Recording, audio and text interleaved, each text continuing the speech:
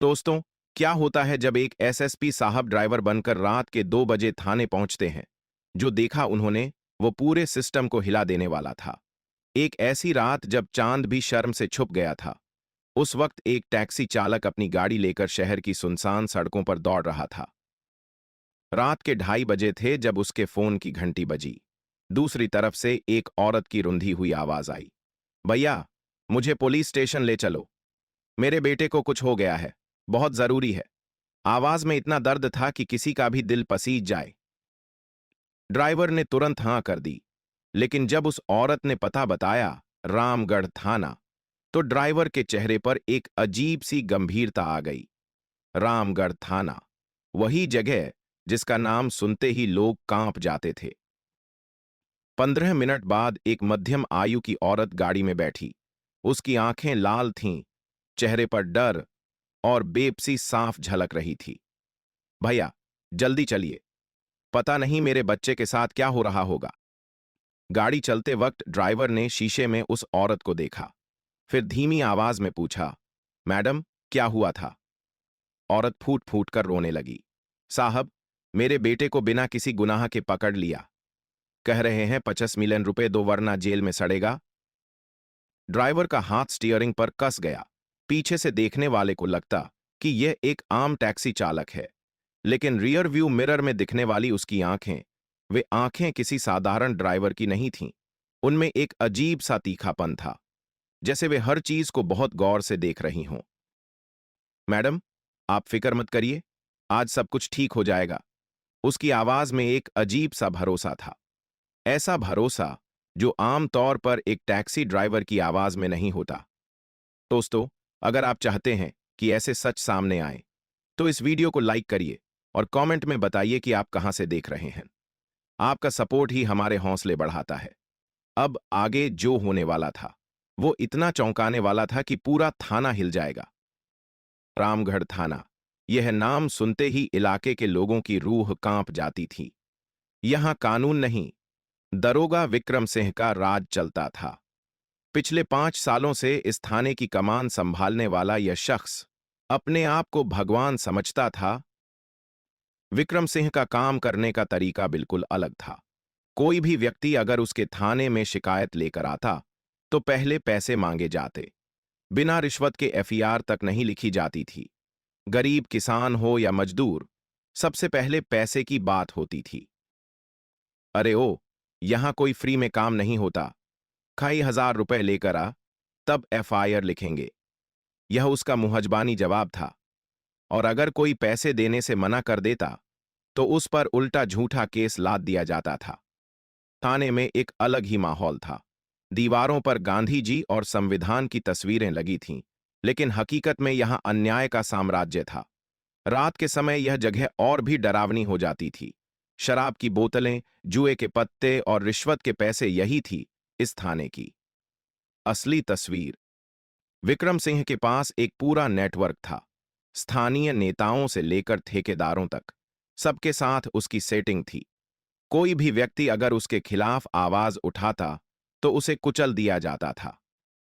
पिछले महीने ही रमेश नाम के एक किसान ने अपनी बेटी की छेड़खानी की शिकायत की थी, लेकिन उल्टा उस पर ही झूठा केस लगा दिया गया। तेरी बेटी की गलती है, हमारी नहीं।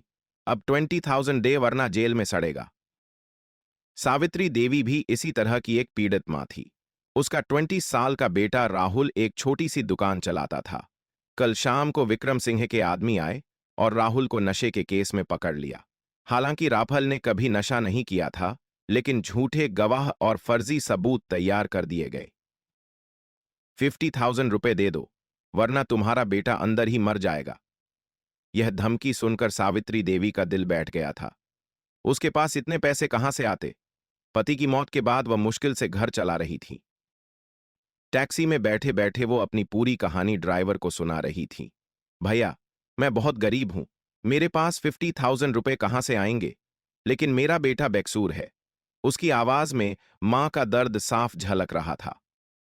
ड्राइवर चुपचाप सुन रहा था, लेकिन उसके चेहरे के हाव भाव बदल रहे थे। रियर व्यू मिरर में कभी कभी उसकी आंखों में एक अजीब सी चमक दिखती थी, जैसे वो सिर्फ सुन नहीं रहा, बल्कि हर बात को दिमाग में बिठा रहा हो। मैडम, रामगढ़ थाने के बारे में और भी शिकायतें आती रहती हैं? उसने बहुत सहज तरीके से पूछा। यह सवाल किसी आम ड्राइवर का नहीं लग रहा था। सावित्री देवी ने आंसू पोंछते हुए कहा, हां भैया, पूरे इलाके में यही हाल है। कोई भी इस थाने में जाने से डरता है, लेकिन मजबूरी है, बेटे को छुड़ाना है। गाड़ी रामगढ़ थाने की तरफ बढ़ रही थी और ड्राइवर की आंखों में अब एक तूफान उमड़ रहा था। वो जानता था कि आज की रात बहुत खास होने वाली है। आज सच्चाई सामने आने वाली थी। रात के 2 बजे रामगढ़ थाने का नजारा देखने लायक था। मुख्य गेट पर लगी नेम्स प्लेट न्याय हमारा धर्म लिखे जाने के बावजूद अंदर का माहौल बिल्कुल उल्टा था। थाने के बरामदे में खाली शराब की बोतलें बिखरी पड़ी थीं।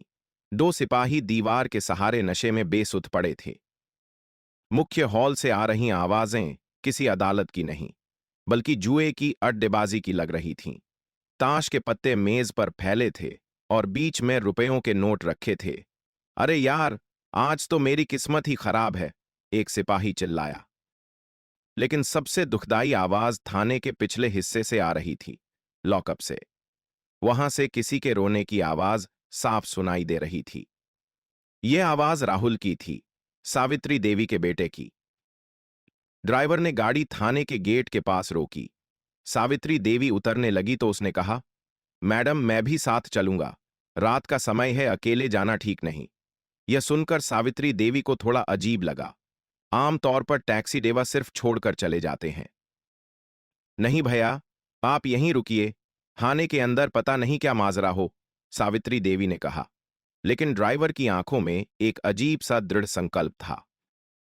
मैडम, कोई बात नहीं, मैं दूर से ही देखूंगा कि सब ठीक है या नहीं।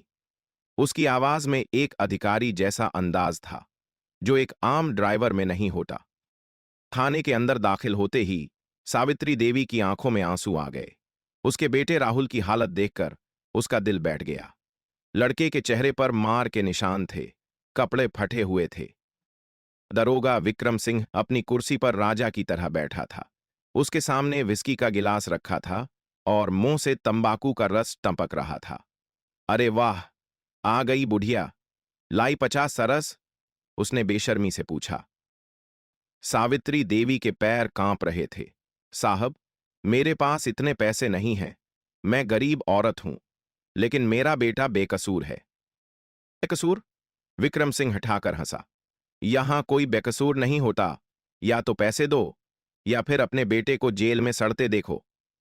उसकी आवाज में दरिंदगी साफ झलक रही थी। इसी दौरान ड्राइवर ने थाने के मुख्य गेट से अंदर झांका। उसने जो देखा वो उसके खून को खौला देने वाला था। दरोगा विक्रम सिंह ने सावित्री देवी को धक्का दिया था और वो जमीन पर गिर गई थी। अबे बुढ़दिया, यहां नाटक मत कर। पैसे नहीं हैं तो अपनी जमीन बेच दे, या फिर, उसकी आंखों में गंदी नजर थी, तेरी बहू है ना, उसे भेज दे, एक रात के लिए। यह सुनकर सावित्री देवी की चीख निकल गई। नहीं साहब, ऐसा मत कहिए, मैं आपके पैर पड़ती हूं। बाहर खड़ा ड्राइवर इस पूरे दृश्य को देख रहा था। उसकी मुट्ठियां भिंच गईं, उसकी आंखों में अब आग जल रही थी। लेकिन अजीब बात यह थी कि उसके चेहरे पर डर नहीं, बल्कि एक ठंडा गुस्सा था। ऐसा गुस्सा जो किसी तजुर्बेकार अधिकारी के चेहरे पर होता है। उसने अपनी जेब से मोबाइल निकाला और कुछ फोटो खींचे। फिर एक नंबर डायल किया।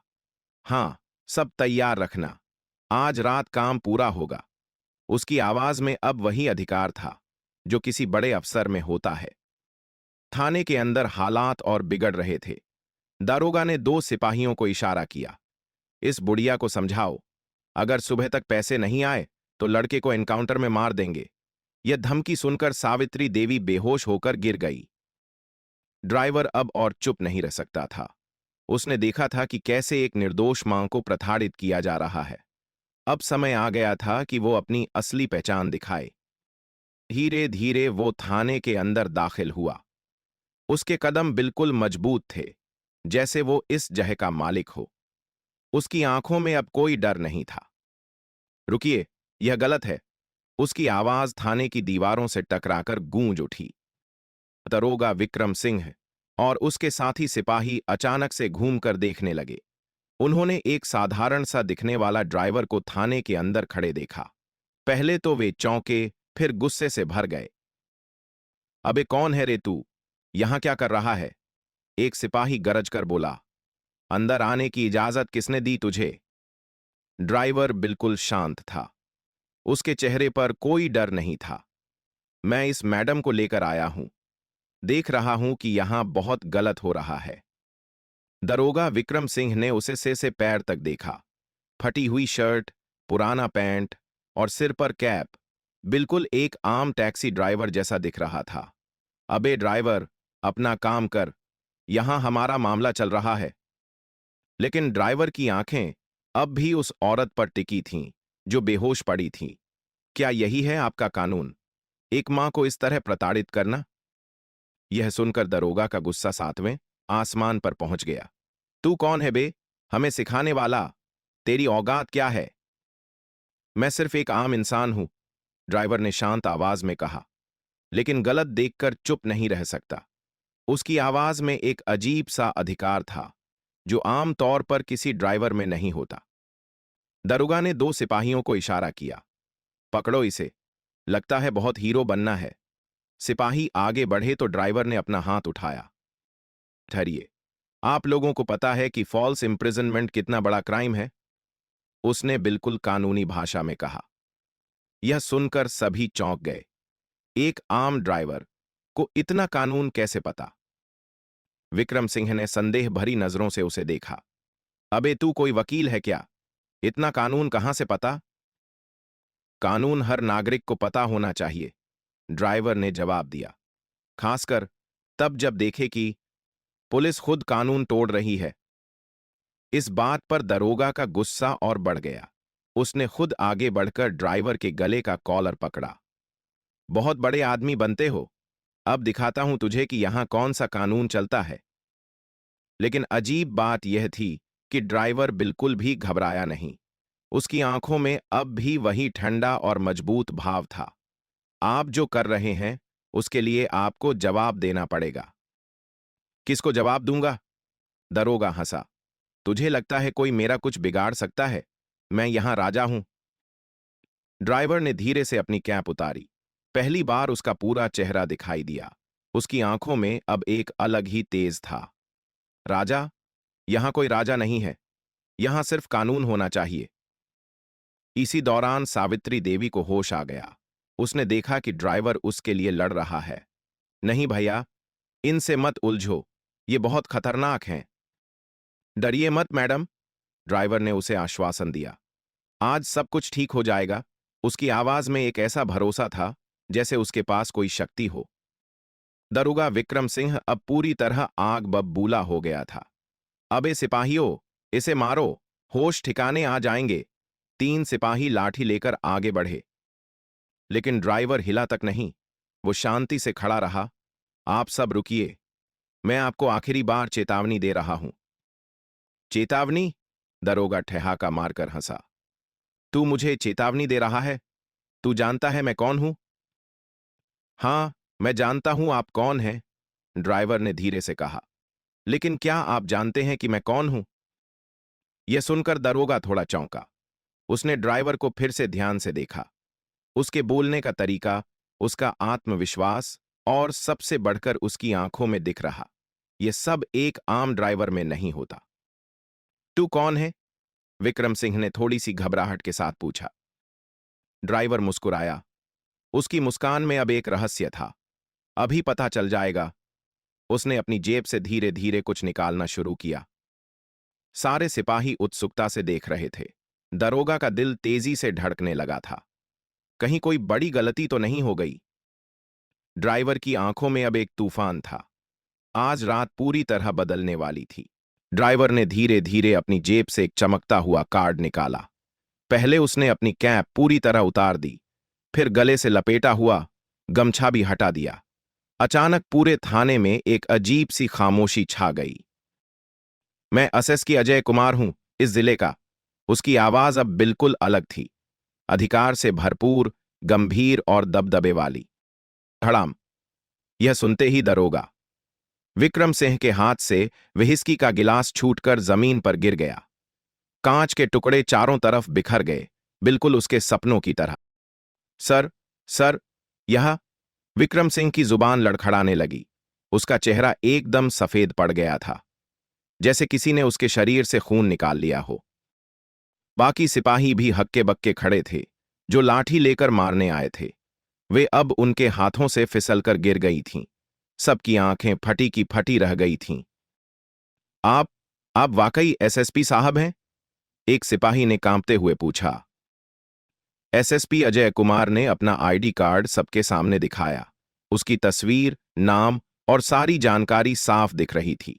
हाँ, और मैंने अपनी आंखों से देखा है कि यहां क्या हो रहा है। अब तक जो भेड़िया बनकर दहाड़ रहा था, वही दरोगा अब कांपती आवाज में बोला, सर, हमें नहीं पता था कि आप हमने सोचा था कि आप कि मैं एक आम ड्राइवर हूं। एसएसपी साहब की आवाज में अब गुस्सा साफ सुनाई दे रहा था। और आम ड्राइवर होता तो क्या तुम उसे इसी तरह मारते पीटते? दरोगा के घुटने कांपने लगे। उसने तुरंत सीधे खड़े होने की कोशिश की, लेकिन डर के मारे सीधा खड़ा भी नहीं हो पा रहा था। सर, गलती हो गई, हमें माफ कर दीजिए। सारे सिपाही एक साथ चिल्लाने लगे। गलती? एसएफ साहब गरजे। एक मां को धक्का देना गलती है, उसे धमकी देना गलती है, झूठा केस बनाना गलती है, रिश्वत मांगना गलती है। सावित्री देवी अभी भी यकीन नहीं कर पा रही थी कि जो टैक्सी ड्राइवर उसे लेकर आया था, वो वाकई में एसएसपी साहब है। उसके आंसू अब खुशी के थे। एसएसपी साहब ने अपने जेब से फोन निकाला। Control room, main SSP Ajay Kumar बोल रहा हूं। रामगढ़ थाने पर तुरंत बैकअप भेजो, पूरी टीम के साथ। दरोगा विक्रम सिंह अब बुरी तरह घबरा गया था। सर, प्लीज, सर, मैं आपका नौकर हूं। जो गलती हुई है वो। अब तुम नौकर हो? एसएसपी साहब का स्वर तल्खी से भरा था। अभी तो राजा बन रहे थे, कह रहे थे कि यहां तुम्हारा राज चलता है। सर, वो मेरा मतलब यह नहीं था। दरोगा गिड़ाने लगा। अच्छा, तो फिर तुम्हारा मतलब क्या था? एसएसपी साहब ने सख्त लहजे में पूछा। जब तुम इस औरत से 25,000 रुपए मांग रहे थे, तो तुम्हारा मतलब क्या था? अब दरोगा के पास कोई जवाब नहीं था। वो बस हाथ जोड़कर खड़ा था। एसएसपी साहब ने सावित्री देवी की तरफ देखा। मैडम, आप परेशान मत होइए। आपके बेटे को अभी छोड़ा जाता है और इन लोगों के खिलाफ सख्त कार्रवाई होगी। धन्यवाद सर। सावित्री देवी रोते हुए बोली। आप भगवान का रूप हैं। इसी दौरान बाहर से सायरन की आवाज आने लगी। 4 पुलिस की गाड़ियां थाने के सामने आकर रुकीं। एसएपी साहब के साथी अधिकारी तेजी से अंदर आए। सर, आपका आदेश? एक डीएसपी ने पूछा। इन सभी को तुरंत गिरफ्तार करो। दरोगा विक्रम सिंह पर भ्रष्टाचार, रिश्वतखोरी और मानसिक यातना के केस दर्ज करो। एसएसपी साहब ने साफ आदेश दिया। नहीं सर, प्लीज सर। दरोगा ने हाथ पैर जोड़े। मेरे बच्चे हैं सर, मेरी बीवी है। जब तुम इस मां को परेशान कर रहे थे, तो तुम्हें अपने बच्चों की याद क्यों नहीं आई? एसएसपी साहब का सवाल बिल्कुल सीधा था। अब दरोगा के पास कुछ भी कहने को नहीं बचा था। वो बस सिर झुकाकर खड़ा था। और हां, एसएसपी साहब ने आगे कहा, इस थाने की पूरी जांच कराऊं। जितने भी फर्जी केस हैं, सब निकालो। जिन लोगों को बेवजह परेशान किया गया है, सबको न्याय मिले। पूरा थाना अब बदल चुका था। जो जगह आतंक का अड्डा थी, वहां अब न्याय का राज था। एसएसपी साहब ने दरोगा की तरफ आखिरी बार देखा। आज से यहां कानून चलेगा, किसी का राज नहीं। एसएसपी अजय कुमार के आदेश के साथ ही पूरे थाने में हलचल मच गई। दरोगा विक्रम सिंह और उसके साथी सिपाहियों को तुरंत हथकड़ी लगाई गई। जो हाथ कुछ घंटे पहले निर्दोष लोगों को पीटते थे, अब वही हाथ बंधे हुए थे। सर, मेरे साथ न्याय कीजिए, दरोगा ने अंतिम प्रयास करते हुए कहा। मैं 15 सालों से इस विभाग में हूं। कौन है साल? एसएसपी साहब ने तीखी नजरों से देखा। मतलब 15 सालों से यह सब चलता आ रहा है। यह अच्छी खबर नहीं है तुम्हारे लिए। इसी बीच सावित्री देवी का बेटा राहुल लॉकअप से छोड़ा गया। मां बेटे का मिलन देखकर सभी की आंखें नम हो गईं। मां, मैंने कुछ नहीं किया था। ये लोग झूठा केस बनाकर पैसे मांग रहे थे, राहुल ने रोते हुए कहा। अब सब ठीक हो जाएगा बेटा, सावित्री देवी ने उसे गले लगाया। एसएसपी साहब ने हमें न्याय दिलाया है। डीएसपी साहब ने आकर रिपोर्ट पेश की। सर, यहां की फाइलें देखी हैं। पिछले 6 महीने में चफ से ज्यादा फर्जी केस बनाए गए हैं। हर केस में रिश्वत ली गई है। कितनी रिश्वत? एसएसपी साहब ने पूछा। सर, कम से कम 20 लाख रुपए का हिसाब मिलता है, और यह सिर्फ रिकॉर्ड में है। असली रकम इससे कहीं ज्यादा होगी। यह सुनकर एसएसपी साहब का गुस्सा और बढ़ गया। मतलब ये लोग यहां दुकान चला रहे थे, न्याय बेच रहे थे। थाने की तिजोरी खोली गई तो उसमें से लाखों रुपए बरामद हुए। साथ ही कई लोगों के जेवरात, जमीन के कागजात और मोबाइल फोन भी मिले जो जबरदस्ती छीने गए थे। यह सब किसका है? एसएसपी साहब ने पूछा। दरोगा विक्रम सिंह अब पूरी तरह टूट चुका था। सर, यह सब हमने गलत लोगों से लिया है। वापस कर देंगे सर। वापस करोगे? एसएसपी साहब गरजे। तुमने कितने घरों को बर्बाद किया है, कितने बच्चों के सपने तोड़े हैं, कितनी मांओं को रुलाया है। इसी समय थाने के बाहर से आवाजें आने लगीं। खबर फैलने के साथ ही गांव के लोग भी वहां पहुंचने लगे थे। सभी के चेहरों पर खुशी और राहत के भाव थे। एसएसपी साहब की जय हो, किसी ने नारा लगाया। न्याय की जीत हुई, दूसरे ने कहा। एसएसपी साहब ने बाहर आकर लोगों से मुखातिब हुआ। भाइयों और बहनों, आज से यह थाना बदल जाएगा। यहां हर किसी को न्याय मिलेगा, चाहे वो गरीब हो या अमीर। लोगों की खुशी देखने लायक थी। कितने ही लोग थे जिन्होंने इस थाने में अन्याय झेला था। एक बुजुर्ग आदमी आगे आया। साहब, मेरे बेटे को 2 महीने पहले झूठे केस में फंसाया था। 1 लाख रुपए मांगे थे। आपका बेटा कहां है अब? एसएसपी साहब ने पूछा। जेल में है साहब। घर का सब कुछ बेचकर भी पूरे पैसे नहीं जुटा सके। सभी झाब ने तुरंत अपने अधिकारी को आदेश दिया। सभी झूठे केसों की लिस्ट बनाओ।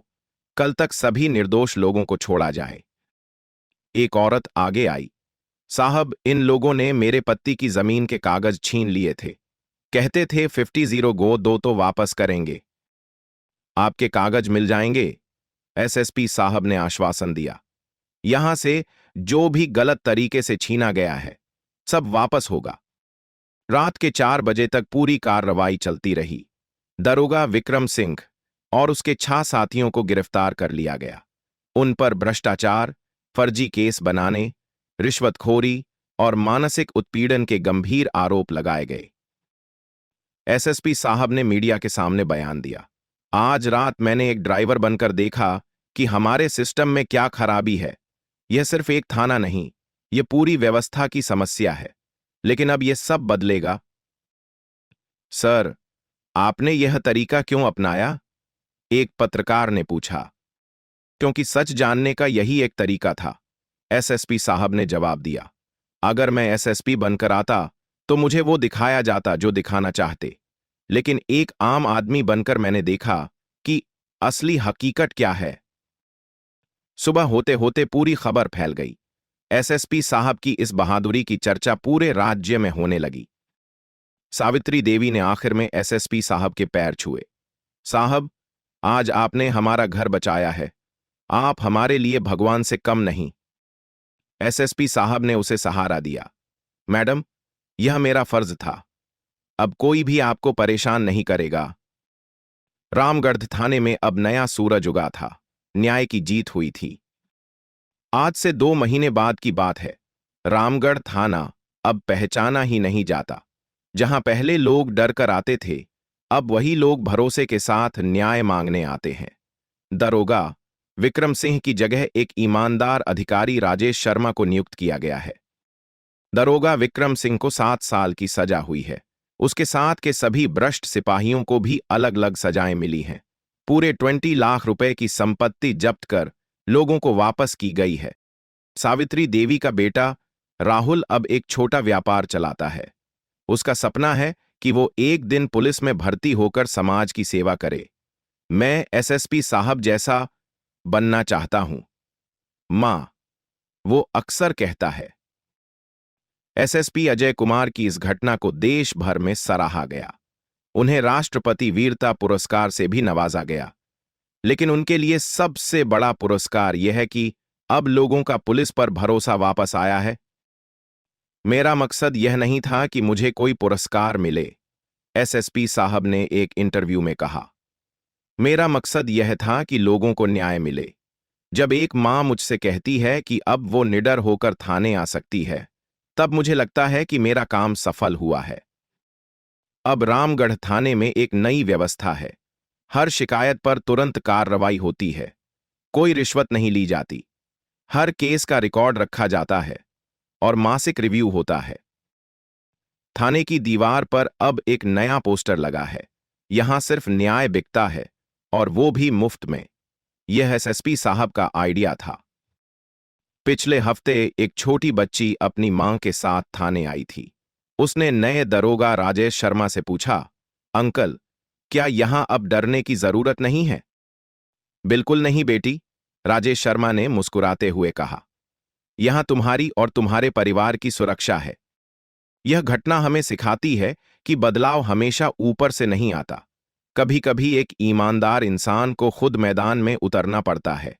एसएसपी अजय कुमार ने यह साबित कर दिया कि अगर इरादे नेक हों तो रास्ते अपने आप मिल जाते हैं। आज भी जब कोई व्यक्ति अन्याय के खिलाफ आवाज उठाने से डरता है, तो लोग उसे एसएसपी साहब की कहानी सुनाते हैं। देखो भाई, एक आदमी ने पूरे सिस्टम को हिला दिया, तुम भी हिम्मत करो। दोस्तों, यह कहानी सिर्फ एक रात की नहीं है। यह उस सोच की कहानी है जो कहती है कि गलत के सामने चुप रहना भी एक गुनाह है। अगर हर किसी के अंदर थोड़ा सा एसएसपी अजय कुमार का जुनून हो, तो समाज से भ्रष्टाचार खत्म हो सकता है। आज भी सावित्री देवी अपने पड़ोसियों से कहती है, वो ड्राइवर नहीं, भगवान थे जो मेरे बेटे को बचाने आए थे। और शायद यही तो है न्याय का असली मतलब। जब एक इंसान दूसरे इंसान की मदद के लिए अपनी जान तक की परवाह नहीं करता। दोस्तों, अगर आपको लगता है कि ऐसे ऑफिसर्स की जरूरत है, तो इस वीडियो को शेयर करिए और कमेंट में बताइए कि आप क्या सोचते हैं। साथ में चैनल को सब्सक्राइब करना मत भूलिए, क्योंकि हम ऐसी ही सच्चाई के साथ आते रहेंगे। याद रखिए, सच की हमेशा जीत होती है। बस जरूरत है तो एक एसएसपी अजय कुमार बनने की।